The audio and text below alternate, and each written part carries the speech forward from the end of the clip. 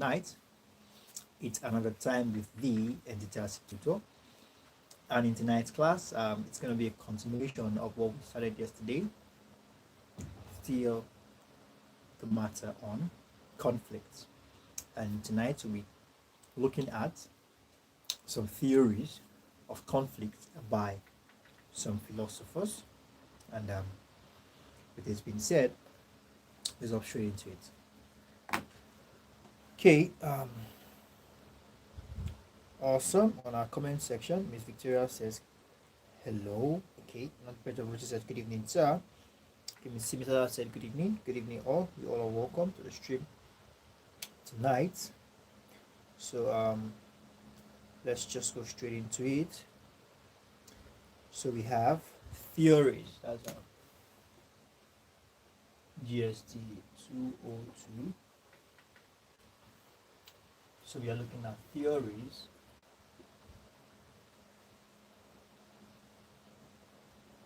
of conflict. I think it's in GST. I think CSS 121. When we're talking about theory, what exactly is a theory, and we're able to establish that before anything can become a theory, you can interchangeably use the word theory with law. Before anything can become a law, before anything can become a theory, it passes through a lot of stages. Okay, it passes through a lot of stages. It first starts, just like even in Nigeria here, law, it starts as a normal bill. It's being raised, and it will go through the first, second, third reading, and the chief executive officer will also go through it, and before it becomes finally a law. Just like theory too, before theory finally becomes a theory, it all starts from just a simple guess of hypothesis. It all starts from just a simple guess of hypothesis, and with time, it has to go through a lot of scrutiny. For a theory becomes a theory, it goes through levels of scrutiny, and it's going to be tested as against the previous theories that are existing, by a lot of scholars and professionals, and eventually, if it defies all odds, then it becomes a theory. So there are some approaches, there are some methods, there are some analysis by professionals that has gone through a lot of scrutiny, just to tell us what the term conflict, how we can address it from different points of view. So we have the very first person we're going to be looking at his theory will be no other person than Karl Marx. Okay, Karl Marx.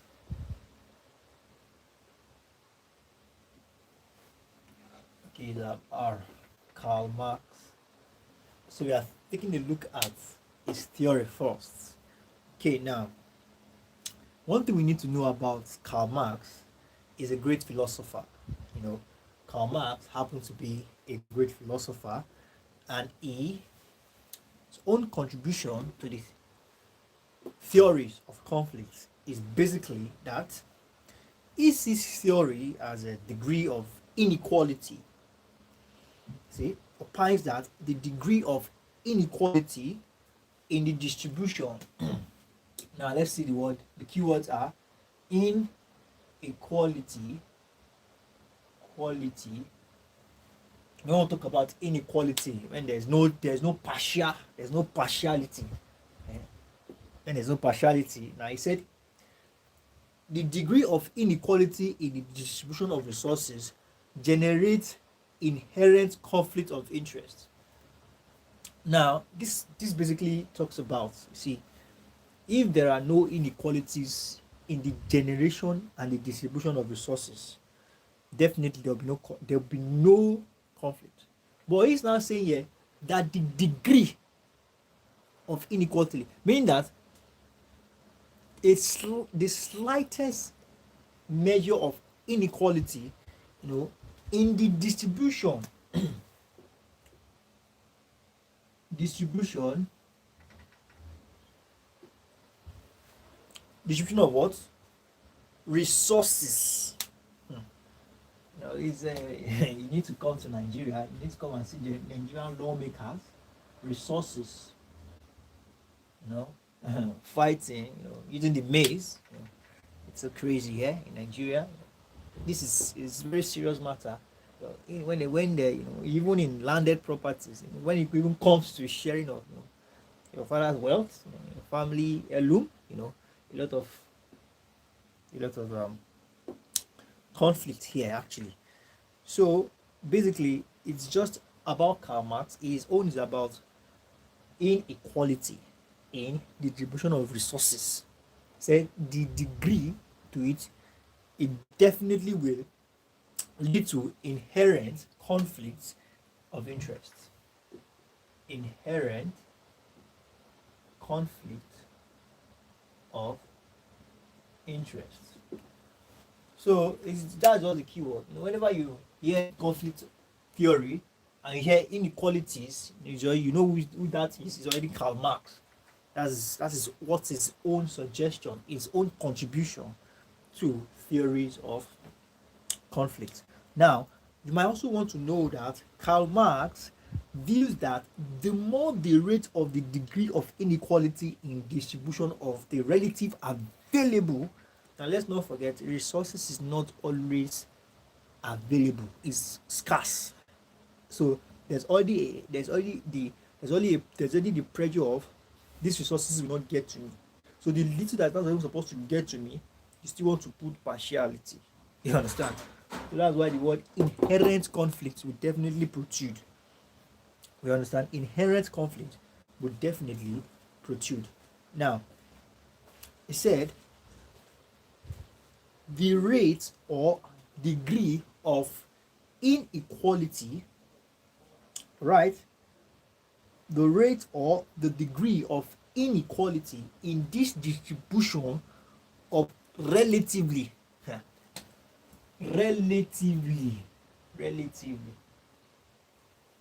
it's not as if it's there. You remember what I said about let me take another marker, different color. Remember what I said about resources are always scarce. Now he said relatively available. It's not as if it's available, but it is relatively available. So we are talking about something that is not even available yet. Now you are now talking about inequality, the degree or rate of inequality. Should there even be an inequality? And it is certain that when it comes to sharing of resources, definitely some persons will. So people are very covetous. People will definitely want to have an upper hand than the other. Now, available or scarce resources in the society, that the greater is the basic conflict of interest between dominant and subdominant segment. So basically, it is just what it is. They are about the sharing of limited resources.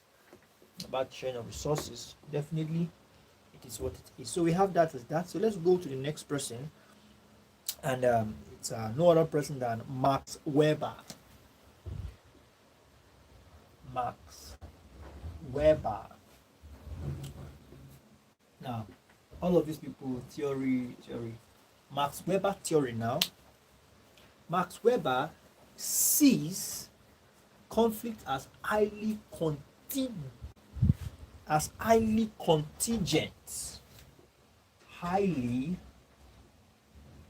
contingent. I hope we are taking down notes, because you are expected at the end of every class you take a picture of the note you took during the class and forward it to the WhatsApp group. Now, Max Weber said to him, conflict is what? Highly contingent. And when we talk about highly contingent, what are we referring to?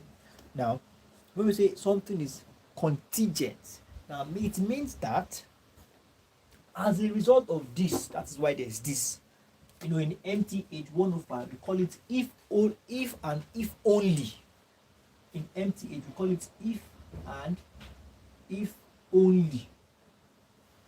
In MTH 105, that's logic reasoning. The symbol for it. And if I'm not mistaken, this I think the symbol for Eve, and there's a symbol for it, but I might have forgotten it. You know, but there's a symbol for it.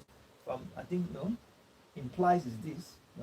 So, but basically, what we're talking about here is highly contingent.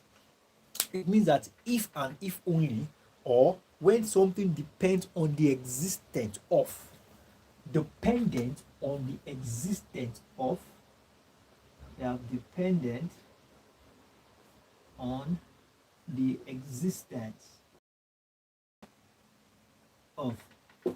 Now, let's take an example of when they say something is dependent on the existence, meaning that they work pari passu, just like we have demand and supply, they work hand in hand. Anything that work vice versa, just like when you have honeycomb, you are expected to see bee. Do you understand? Just like when you have the gas station, you are expected to see vehicles, you are expected to see motorcycles, anything that was pari passu. It's like, in a room, or okay, a car should have a steering. So it is dependent, the vehicle, the steering is dependent on the car, or the bee is dependent on the honeycomb. So I believe that is clear enough. Okay, I don't know if Miss Joy is with us. If Miss Victoria is there. Okay, so now we have that as that. Now, he said it's highly contingent. Okay, what does it mean by it is highly contingent on what exactly? Highly contingent on the emergence. Highly contingent on the emergence. Emergence of what we call charismatic leaders who could mobilize. This is connotative. Highly contingent on emergence. Highly contingent. Now you see, I said contingent means that if and if only. Now let me put this to us. Now, if and if only there is a leader who is highly charismatic. Okay, now you can imagine, let's take Gaddafi for an instant. He's highly charismatic. He has followers, he has supporters. The only thing he just needs is to just support. His supporters, his followers will do and undo. Now, he can achieve that not just because he's just a leader, just any kind of leader. He's a leader with charisma that the people want. He's a leader with charisma that he can easily get followers. So for leaders like this, conflicts, it works pari passu. Leaders like this conflict follows them pari passu, as highly contingent on emergence of charismatic leaders.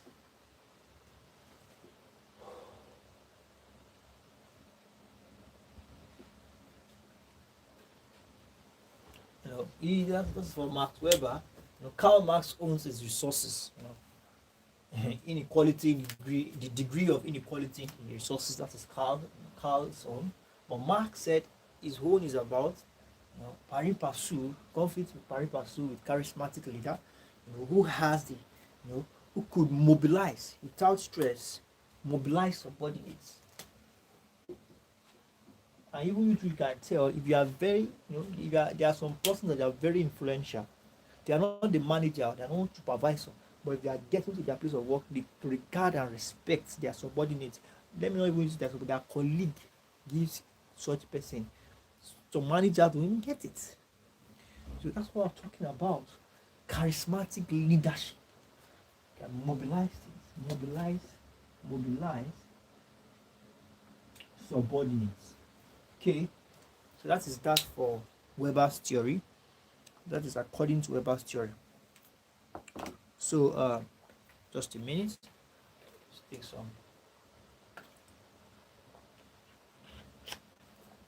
Feel kind of dehydrated right now. I need to take some water. Okay.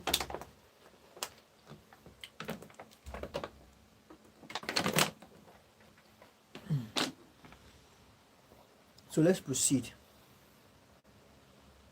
Now we have, conflict between superordinate and subordinate becomes more likely when charismatic leader can mobilize resentment. Resentment. Now it's a conflict between, now C, between superordinate and subordinate. Okay, they are both SS actually. Okay, let's see. Okay, now subordinate is SB. SB, let's use SB for sub. Since there's a sub, SB. Conflict between superordinate. Superordinate is more of sovereign authority or something. Authority, higher authority, and between subordinates. Subordinates could be opposition parties, people not up to that level of the superordinate power. So it's conflict like this in a situation like this can easily happen if or no, let me not just easily happen, definitely happen if in this area, subordinate authority, subordinate in this area, let's allow sentiments. Don't forget, people already liked him. He's a charismatic leader. So if he allows any sentiment, then boom, conflicts already. So for Karl Marx, his own is just about the way you are, the exam questions are set. That's one advantage. It's one advantage of people in the private classroom. You get the keynotes I use in teaching, and also you also get practice questions, live practice, updated questions, up to date questions during your time, during our revision time.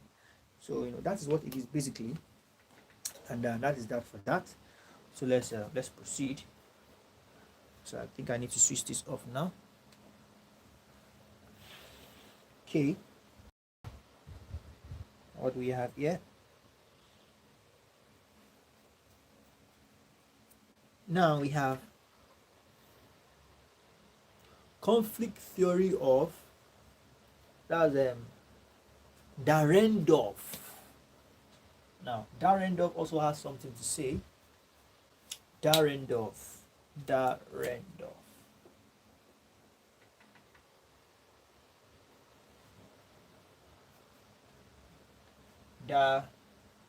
Okay, I think there's an H between the R and A and R, H in between.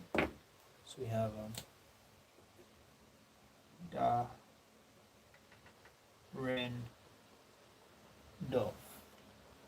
Alright. Darendorf also has made his own contribution, and Darendorf said in 1985. Okay, his own was in 1985. This one has dates, and I get on. We have 1985. Okay, just a moment. Very well. Let's proceed. Now, according to Darendorf, the model of Darendorf, let me put it like that, the model of Darendorf. Now, here, he said, conflict is productive and constructive.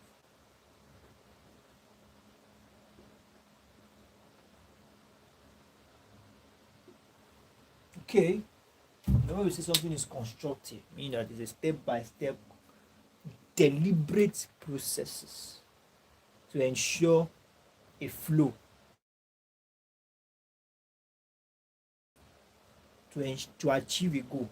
Constructive, when you ensure you are deliberately putting things in place to achieve something or to arrive at a goal.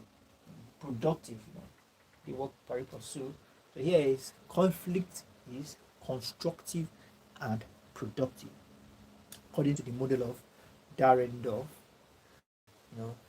Says conflict is necessary for achieving an end in society, realization When something is constructive, just like what I said, constructive, deliberate about putting things together to achieve, there's always the end result when you're being constructive.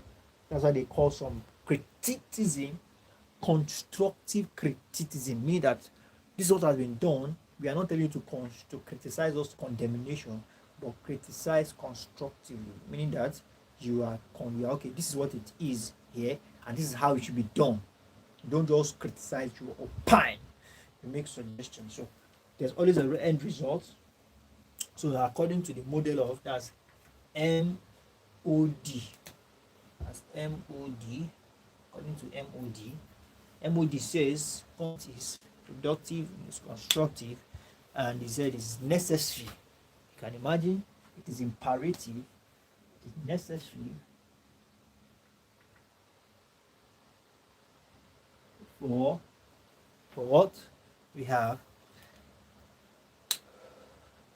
society, for realization of social goals. Social goals. Necessary for social goals. Realization. Basically, let's use ourselves as an example. If you are going through some trainings, like for example, people who enroll in school, military school, people who are doing their program in school, Nigerian army, Nigerian police, or let's just take that as an example. There's series of conflicts, internal conflicts and external conflicts, intra conflict, and sorry about that. I think that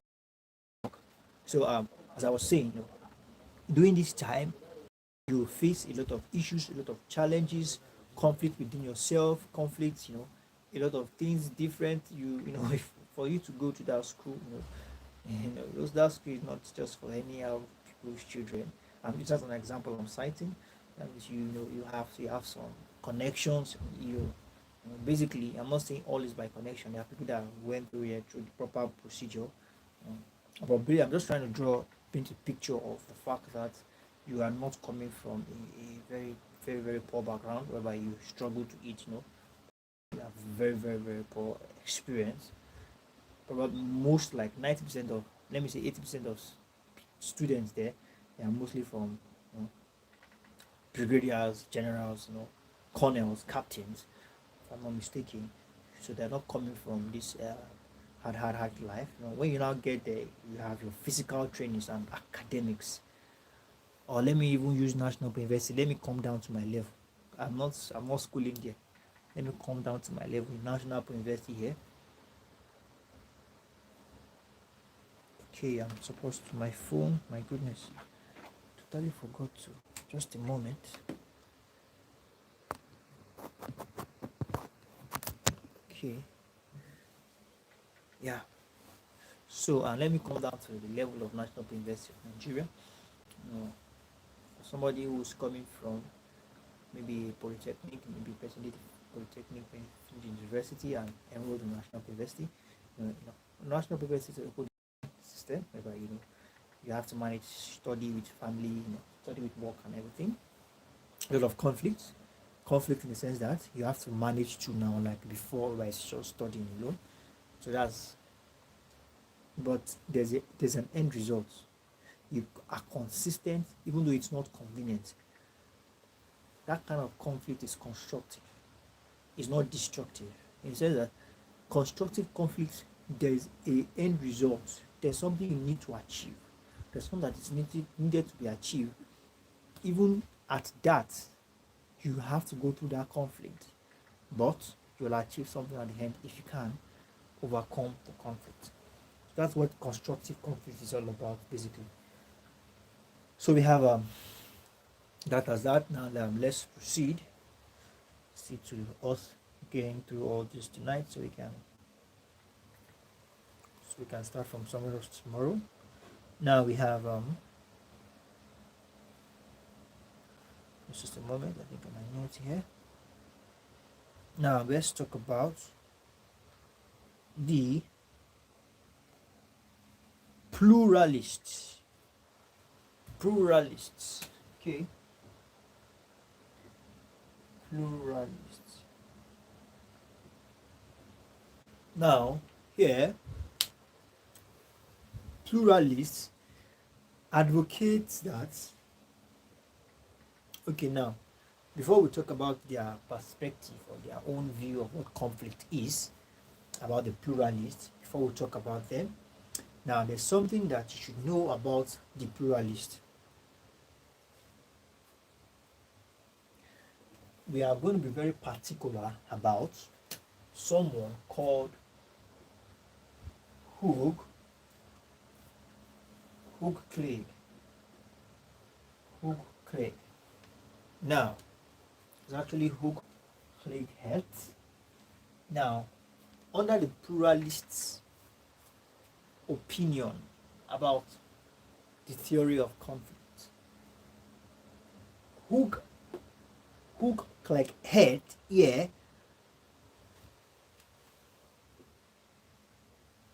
he holds a different, Karl Marx and Weber individually, all this theory, they hold different opinions about what the conflict of theory is all about. Now, Hugh Hertz is not also left out here. Now, to him, he said that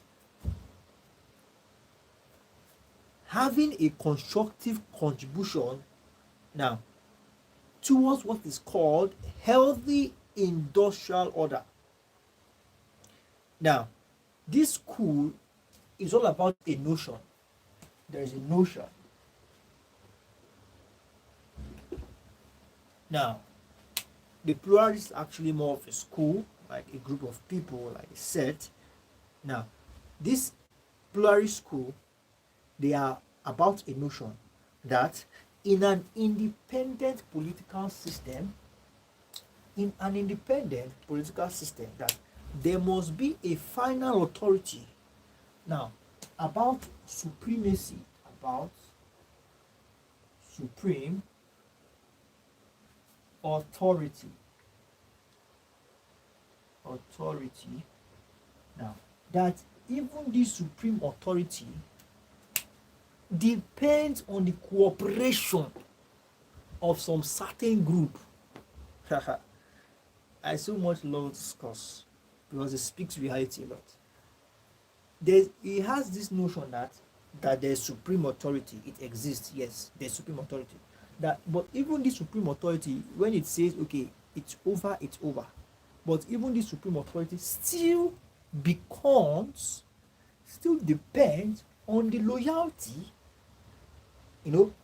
There's still a group that its own interest depends on its loyalty, consent, and cooperation to survive.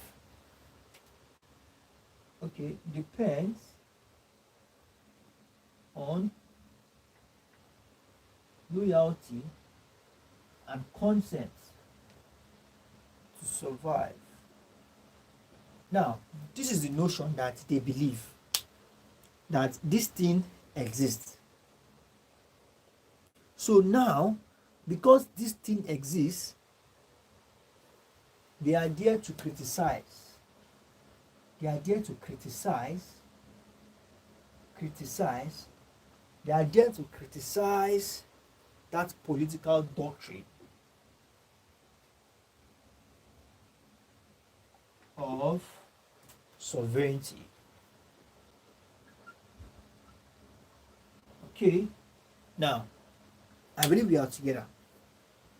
Now they are there to criticize it, meaning that how do they intend to achieve this? Now, this is what they do. They create as many solidarity groups as it devises to re-embody the principle of self-determination. So now, in a nutshell, they are all about self-determination. All these ones are long stories. Self-determination. Embodiment of groups about solidarity, which points at self-determination. That even the sovereign authority itself has been compromised Because even the so-called sovereign authority still depends on the loyalty of a particular group. Do you understand? So they criticize what is called political authority, sovereignty. They are more of self, and that is that for this school in relating that to conflict. Now, we have that as that. So let's proceed to what we call structural to functional theory.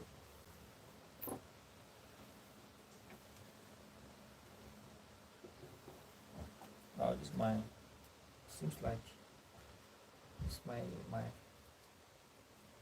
it's becoming old.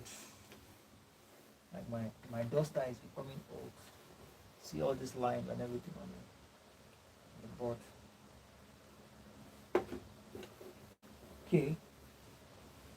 I think Miss Victoria has been very unstable tonight. Miss Victoria, what is exactly the problem? What is going on?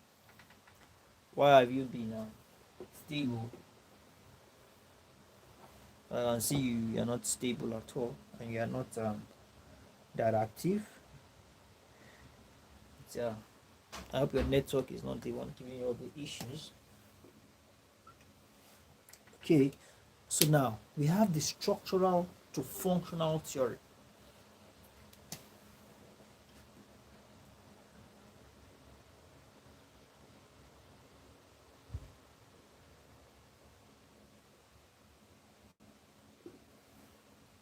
Now, this is also, as the other one was credited to, the school of plurality.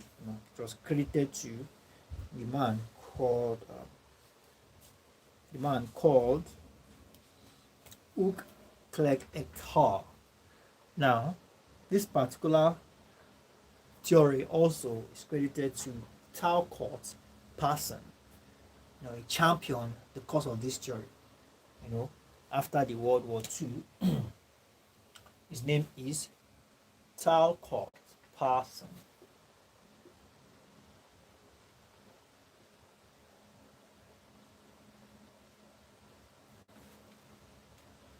Okay, Talcott Parson in 1960. In 1960. Okay, Talcott Parson in 1960. All right. After what? The World War II. Championed this after the World War II. World War II. Okay. Championed this theory after the World War II, and according to him, now I said any change in the structure of an organization or institution causes conflicts, and it destabilizes the organization. So he was particular about change in structure and organization. Change, in economics we use a sign as change, so let's permit me to use change. Now this is change, the sign we use for change. So he said change in the structure of the organization. In the structure of the organization. He said this change is tantamount. And definitely, we said constructive. We said something about constructive conflict. There's a change factor, even in the constructive conflict. And that is exactly what leads to the conflict. When you are constructing, you are building. So you are building in the sense that you are discomforting yourself. You are moving from that comfort zone to something else. So in an organization, if there are, I can remember when I was working in the hospitality industry, and they needed to change our menu, so they had to they brought a new chef. Before the chef and so it took time for the the set of stars, the set of teaching stars the new chef is coming to work with, it took time before they can open up to him. It was first some serious level, the first 2 weeks was serious level of conflict with everybody. So he now looks like a bad person, but it's normal. It's called constructive change. Just like what structural slash functional theory is also talking about. When there is a change in structure, there's always conflict. But with time, people will now begin to adjust. So that is what this is all about. We'll definitely adjust. Now, we'll talk about the theory of structural balance. This is, I think, this is going to be our last theory for tonight. Now, this theory is headed by Helder in 1975, Helder in 1958. Okay, now this theory states that ego is egocentric. Yes, this theory, now let me write it out. The theory of structural balance. Structural balance. This theory is egocentric. Now, this theory tends that ego tends to like whom his friend likes, but dislike whom his enemies dislike. Egocentric. So, thank you very much, everyone. That will be all for tonight. I hope we have been able to take down a thing or two, and I expect us to drop our notes in the classes that we belong to respectively. Thank you very much, and I look forward to seeing you subsequent tutorials. Bye bye.